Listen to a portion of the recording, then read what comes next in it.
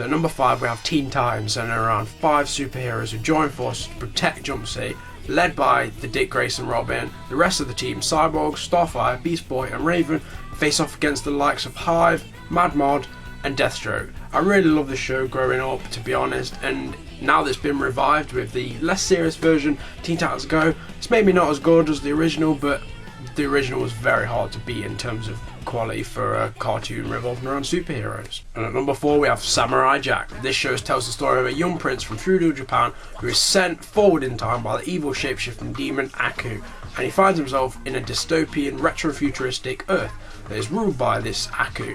The story then follows Jack through these constant battles to try to return to his own time, and I just love this show so much. It was one of my sort of really favourite ones when I was growing up, and I just love the way it was kind of like, it took a traditional sort of samurai guy from like the past and put him in a setting that he was completely unfamiliar with, and the future brought many new experiences to Jack, just like the time he attended his first rave. So there you go.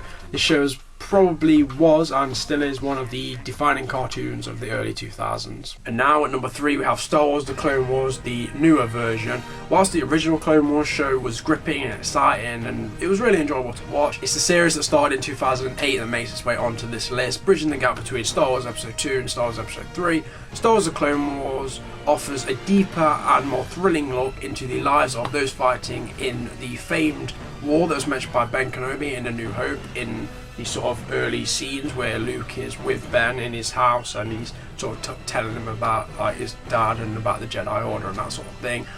And I just really liked how they really brought this to life, and really shows how the war sort of progressed and how the events from episode 2 were built on and then sort of ended up with what we have in episode 3. Even though the show wasn't finished, it was still pretty amazing, and I mean, I really hope they go back and finish it at some point. They have said that they might do, but I mean, this show introduced characters such as Ahsoka Tano, Captain Rex, and even saw the return of fan favourite Darth Maul, and you know, this show is just perfect for any Star Wars fan. And now we're in for number 2, which is Adventure Time. In 2010, Pendleton Ward created The Strange World of Ooo, a post-apocalyptic version of Earth, and I'm pretty sure he had no idea that it would become a complete like worldwide sensation, with millions of fans buying merchandise, cosplaying as characters and enjoying the show itself. Like, half the stuff in the show makes like absolutely no sense, but that's just the fun of it. There probably hasn't been a more humorous show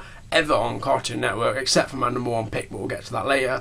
But if you don't like Adventure Time, then I'm afraid it's unacceptable! And for number 1, it's another show that was created in 2010, this time by the brilliant J.G. Quintal, and it is a regular show. This show revolves around the lives of 2 friends, a blue jay named Mordecai and a raccoon named Rigby, as they make regular attempts to slack off from their job as park groundskeepers. I mean, there's so many quirky characters in this show, and it just really is sort of, they always find a way to make me laugh in their own way. They all have different character traits. You've got Muscle Man, who always does your mum jokes, but he does them wrong. He says my mum instead, so he's basically insulting himself. You've got Pops, who essentially is quite old. He's like an old guy. He's not too old. He's like, I think he's meant to be in his like 60s or something like that. And essentially he is just completely batshit crazy. And then there's Benson, who literally is just rages at anything and everything. And there's also a great character is Mordecai's long-term crush, Margaret. He's completely obsessed with her, but they do sort of get it on, not get it on because it's a kids show, but you know what I mean. They sort of get together later on in the series, but it's just really cool just to see how these characters develop. It's not just like one-off episodes, like it sort of is like individual sort of stories happening, but then at the same time it's sort of a chronological story going on that sees how the characters evolve from the start of the show to a bit further into the show. And I think the reason I love it so much is the humour in it, and it's very sort of like late 90s, early 2000s, which obviously I was growing up at that time. Excuse me.